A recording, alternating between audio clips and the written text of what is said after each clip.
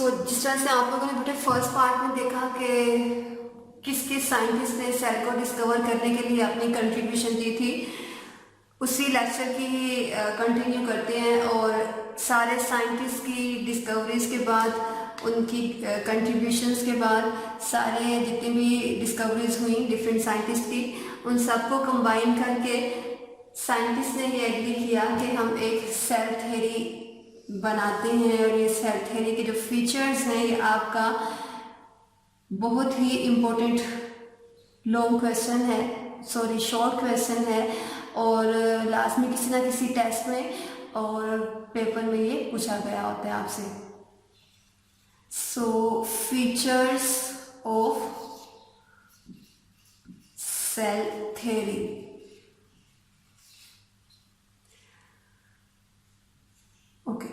So features of cell theory में सबसे first feature, ये सारे कंट्रीब्यूशंस उन साइंटिस्ट की हैं जो आप लोगों ने पहले वाले पार्ट में देखी, पहले वाले लेक्चर में देखी। इस वाले पार्ट में आप देखोगे कि उनकी कंट्रीब्यूशन के बाद उन्हें कलेक्टिवली आप किस तरह से कंबाइन कर सकते हैं। सो फर्स्ट फीचर बेटे ये है कि ऑल ऑर्गेनिजम्स, ये शॉर्ट क्वेश्चन इंपॉर्टेंट है, इस ध्यान से याद कर लीजिएगा। All organisms are composed of one or more cells। Okay, so ये वाला जो आप लोगों ने फर्स्ट वाला जो फीचर है, ये लिविंग ऑर्गेनिजम्स के कैरेक्टर्स में पढ़ा था कि जितने भी लिविंग ऑर्गेनिजम्स हैं वो यूनिसेलुलर हो सकते हैं या फिर वो मल्टी सेलुलर हो सकते हैं। ठीक है, सो जो फर्स्ट फीचर है सेल थ्योरी का वो यही है कि all organisms are composed of one or more sales, कि वो यूनिसेलुलर हो सकते हैं या फिर वो मल्टी सेलुलर हो सकते हैं। Second feature of cell theory जो कि आप लोग लिखेंगे अगर आपको शॉर्ट क्वेश्चन आता है तो,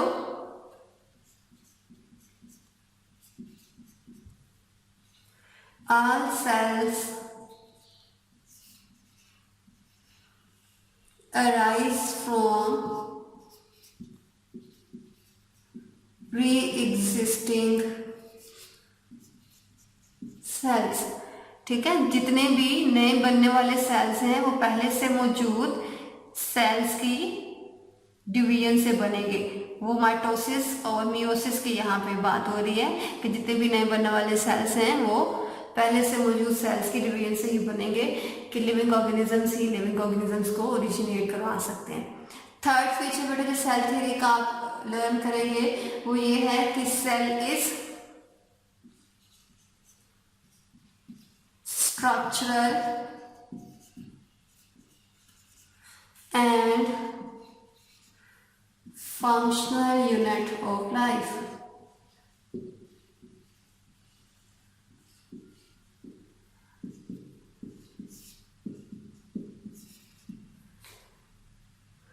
ओके, सो ये थ्री फीचर्स हैं। अगर आपको याद हो तो यही जो लास्ट वाला फीचर है सेल थ्योरी का, वो आप लोगों ने उसके डेफिनेशन के अंदर भी पढ़ा था कि cell is structural and functional unit of life, कि जितने भी लिविंग ऑर्गेनिज्म के स्ट्रक्चर्स हैं, कोई भी उसकी बॉडी का ऑर्गन है वो सेल का बना हुआ है। और इसके अलावा उसकी बॉडी के अंदर जितने भी फंक्शंस हो रहे हैं, चाहे वो डाइजेशन का है, वो रेस्पिरेशन का है, वेक्सक्रीशन का है, कोई भी काम जो बॉडी के अंदर हो रहा है बॉडी को मेंटेन करने के लिए, वो फंक्शनल यूनिट लाइफ का सेल है। ये आपके थ्री फीचर्स हैं सेल थ्योरी के। बहुत से स्टूडेंट्स को अगर शॉर्ट क्वेश्चन में सेल के कंपोनेंट्स पूछे जाते हैं तो वो फीचर लिखाते हैं सेल थ्योरी के। ठीक है, सेल के कंपोनेंट्स मैंने आपको पहले भी बताए हुए हैं, मैं दोबारा बता देती हूँ कि जब भी आपको शॉर्ट क्वेश्चन में आता है कि सेल के कंपोनेंट्स लिखें, तो आपने सेल के कंपोनेंट्स तीन हैं आपके पास। सबसे पहले सेल मेम्ब्रेन,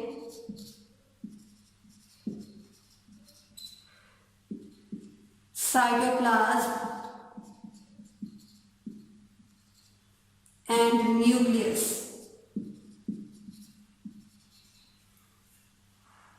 ठीक है, ये दो डिफरेंट बड़े शॉर्ट क्वेश्चंस हैं कि सेल के कंपोनेंट्स कौन से हैं, cell membrane, cytoplasm and nucleus, और फीचर्स ये हैं, ये जो पहले आपने 3 पढ़े हैं।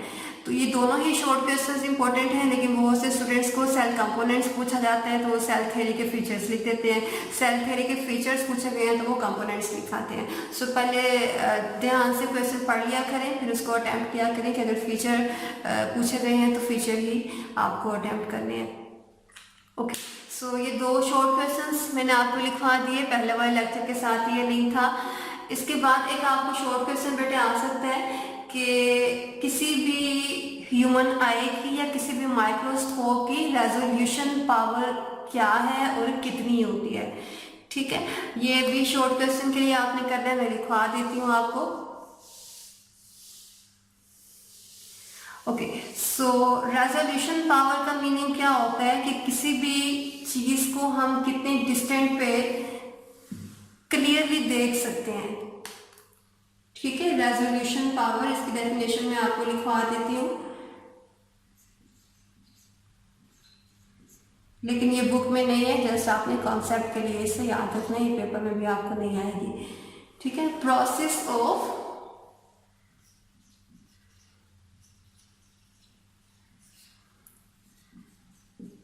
separating something।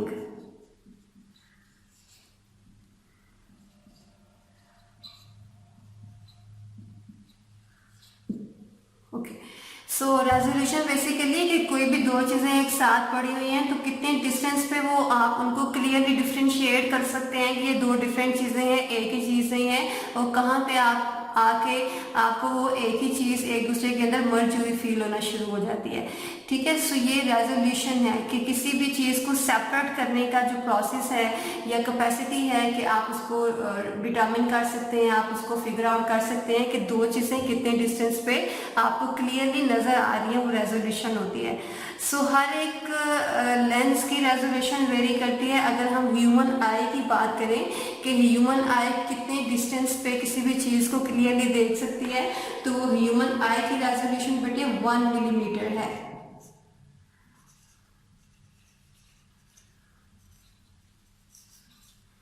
ठीक है, ह्यूमन आई की रेजोल्यूशन पावर कितनी है? 1 मिलीमीटर। ठीक है, 1 मिलीमीटर रेजोल्यूशन पावर है। इट मीन्स कि हम 1 मिलीमीटर पे ही हमारी जो आई है वो 2 चीज़ों को सेपरेटली देख सकती है। ओके, सो ये जितनी भी रेजोल्यूशन पावर्स आपकी बुक में गिवन है, ये सेपरेटली आपको शॉर्ट क्वेश्चन में आ सकती हैं और एमसीक्यूज में भी आ सकती हैं। ह्यूमन आई की रेजोल्यूशन पावर आपकी बुक में गिवन है और कंपाउंड एंड इलेक्ट्रॉन माइक्रोस्कोप की रेजोल्यूशन पावर भी बुक में गिवन है आपके। Compound microscope and electron microscope।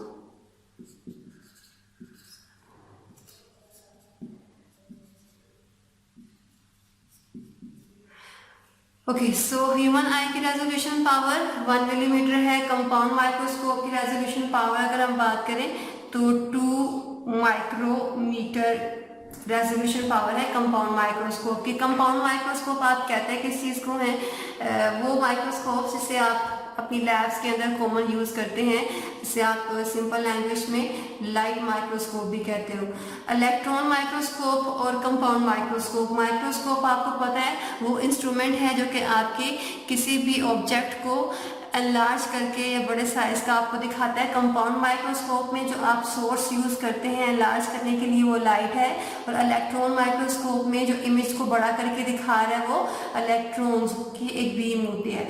इन दोनों में से ज्यादा जो मैग्निफिकेशन पावर है, जो ज्यादा एनलार्ज कर सकती है, ऑब्वियसली वो इलेक्ट्रॉन माइक्रोस्कोप की है, तो फिर इसकी रेजोल्यूशन पावर भी ज्यादा होगी। इलेक्ट्रॉन माइक्रोस्कोप की रेजोल्यूशन पावर बेटे 2 to 4 एंगस्ट्रॉम में होती है। ये सारे यूनिट्स जो मैं यहाँ पे लिख रही हूँ, आई होप कि आपने फिजिक्स में पहले पढ़े होंगे, लेकिन मैं इन्हें रिकॉल कर देती हूँ कि जब भी आप मिलीमीटर की बात कर रहे हैं तो इट मीन्स कि मिलीमीटर में कितने मीटर्स हैं? 1 मल्टीप्लाई बाई 10⁻³ मीटर्स। ठीक है, अगर इसको ओपन करके लिखें तो किस तरह से आप लिखते हो? 0.001 metres. Okay, so compound microscope की रेजोल्यूशन पावर 2 माइक्रोमीटर है, और अगर हम इसे ओपन करके लिखें तो माइक्रोमीटर्स कितने मीटर्स में होगा, 1 micrometre is equal to 1 multiply by 10⁻⁻6 metres के इक्वल होता है, ठीक है। और ऑंगस्ट्रॉम जो है वो 1 मीटर के अकॉर्डिंग अगर लिखें तो 1 मल्टीप्लाई बाय 10⁻10 मीटर्स के इक्वल होता है। सो ठीक हो गया बेटे। ओके, सो ये जितनी भी रेजोल्यूशंस हैं ये लाजमी में से कोई एक रेजोल्यूशन आपको एमसीक्यूज में आ जाती है। जस्ट आपने इनकी यूनिट्स याद रखने हैं और यूनिट्स के साथ साथ आपने इनका फिगर भी याद रखना है कि कितना फिगर है। ओके, सो रेजोल्यूशन के बाद एक और इम्पॉर्टेंट टर्म जो आपके इस येलो बॉक्स में गिवन है और शॉर्ट क्वेश्चन में आ सकती है कि किसी भी माइक्रोस्कोप की आप मैग्नीफिकेशन पावर किस तरह से फाइंड आउट कर सकते हो। मैग्नीफिकेशन पावर मीन्स कि किसी भी ऑब्जेक्ट को या किसी भी इमेज को जो एनलार्ज करने की कैपेसिटी है किसी भी माइक्रोस्कोप की कितनी है। ठीक हो गया। सो मैग्नीफिकेशन पावर फाइंड आउट करने के लिए आप एक फॉर्मूला यूज करते हैं। ये आपने मैग्नीफिकेशन पावर किसकी फाइंड आउट करनी है, माइक्रोस्कोप की। माइक्रोस्कोप की मैग्नीफिकेशन पावर फाइंड आउट करने के लिए आप एक फॉर्मूला यूज करोगे, ocular lens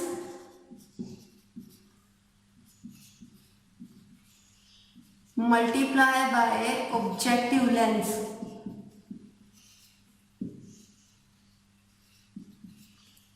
magnification power means कि ये जो माइक्रोस्कोप आप यूज करने लगे हैं ये किसी भी चीज को कितना एनलार्ज करके आपको दिखा सकती है।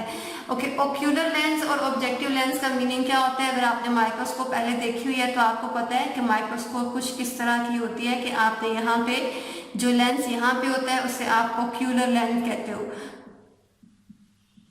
ओक्यूलर लेंस वो लेंस है जहाँ पे आप अपनी आई रखते हैं और आई रखने के बाद आप किसी भी इमेज को देखते हैं। ओके, सो ये ओक्यूलर लेंस है और यहाँ पे स्टेज के ऊपर ऑब्जेक्टिव लेंस अटैच होते हैं, ठीक है। सो ओके, सो इन ऑब्जेक्टिव लेंस के बाद आपके यहाँ पे एक ऑब्जेक्ट जिसका भी इमेज आपने देखना है वो यहाँ पे होता है। नीचे आपकी लाइट का सोर्स, वो सनलाइट हो सकती है या कोई भी इलेक्ट्रिसिटी से लाइट का सोर्स हो सकता है आपका। ओके, सो दो लेंसेज अगर आपने माइक्रोस्कोप पहले देखी हुई है तो दो लेंसेज आप यूज करते हैं। ओक्यूलर लेंस जिसपे आप आई रख के देखते हो और सेकंड यहाँ पे एक लेंस होता है जो कि बिल्कुल आपके ऑब्जेक्ट के ऊपर होता है, ठीक है। ओक्यूलर लेंस और ऑब्जेक्टिव लेंस दो लेंसेज आप यूज करते हैं किसी भी चीज के इमेज को एनलार्ज करने के लिए। तो मैग्नीफिकेशन पावर फाइंड आउट करने के लिए आपने क्या करना है कि आपने देखना है कि जो भी ऑक्यूलर लेंस के ऊपर पावर लिखी हुई है वो पावर 5x हो सकती है, वो पावर 10x हो सकती है। कोई भी आप अपनी मर्जी के अकॉर्डिंग जितना आपने एनलार्ज करना है किसी भी इमेज को उसके अकॉर्डिंग आप उसको सेट कर सकते हो। ओके, सो जितने भी पावर आपके ओक्यूलर लेंस के ऊपर लिखी हुई है आपने वो देख लेनी है और सेकेंडली आपने पावर देखनी है अपने ऑब्जेक्टिव लेंस के ऊपर। ऑब्जेक्टिव लेंस के ऊपर आपकी 5x हो सकती है, 50x हो सकती है, आपकी 10x हो सकती है। डिपेंड करता है कि आप कितना इमेज एनलार्ज करना चाह रहे हैं। मैग्नीफिकेशन पावर फाइंड आउट करने के लिए आपने क्या करना है कि वो पावर जो आपकी ओक्यूलर लेंस के ऊपर लिखी है वो 5x यहाँ पे पुट कर दी और आपने मल्टीप्लाई करवाना है इससे objective lens. Okay, so second आपने इमेज के ऊपर वाले लेंस के ऊपर पावर देखनी है, उसके ऊपर कितनी है। अगर 10x है तो आपने यहाँ पे 10x लिख देनी है। ओके, सो इनको मल्टीप्लाई करेंगे तो आपकी 50x मैग्नीफिकेशन पावर आ जाती है। ये मैग्नीफिकेशन पावर बेसिकली आपको क्या बता रही है कि जो भी माइक्रोस्कोप आप यूज करने लगे हैं और जो इमेजेस आपको उसके अंदर रिक्वायर्ड हैं जो आप यूज कर रहे हैं वो इमेजेस बेसिकली आपकी किसी भी इमेज को कितना एनलार्ज करवा रहे हैं, ठीक है। सो आपका टोटल जो इमेज का साइज है वो 50x यहाँ पे इंक्रीज होगा। ये सारे जो इस वाले लेक्चर में हमने चीजें देखे हैं सारे शॉर्ट क्वेश्चन के लिए थी और सारे शॉर्ट क्वेश्चन बहुत इंपॉर्टेंट हैं। सबसे फर्स्ट शॉर्ट क्वेश्चन आप लोगों ने सेल थ्योरी के फीचर्स देखे हैं, वो 3 थे। इसके बाद आप लोगों ने सेल के कंपोनेंट्स देखे और सेल के कंपोनेंट्स, ये भी आपका शॉर्ट क्वेश्चन इंपॉर्टेंट है। रेजोल्यूशन पावर आपने ह्यूमन आई की, कंपाउंड माइक्रोस्कोप, इलेक्ट्रॉन माइक्रोस्कोप, इन तीनों की देखी, ये भी आपकी शॉर्ट क्वेश्चन में इंपॉर्टेंट है। और ये फोर्थ आपका जो शॉर्ट क्वेश्चन था वो मैग्नीफिकेशन पावर है और मैग्नीफिकेशन पावर में ओक्यूलर लेंस और ऑब्जेक्टिव लेंस को मल्टीप्लाई करके आपने किसी भी माइक्रोस्कोप की ये कैपेसिटी फाइंड आउट करनी है कि वो कितना मैग्नीफाई करवा सकती है। ये 4 शॉर्ट क्वेश्चन आपने इस लेक्चर में देखे और ये चारों के चारों बहुत इम्पोर्टेंट है। आई होप कि आपको क्लियर हो गए होंगे।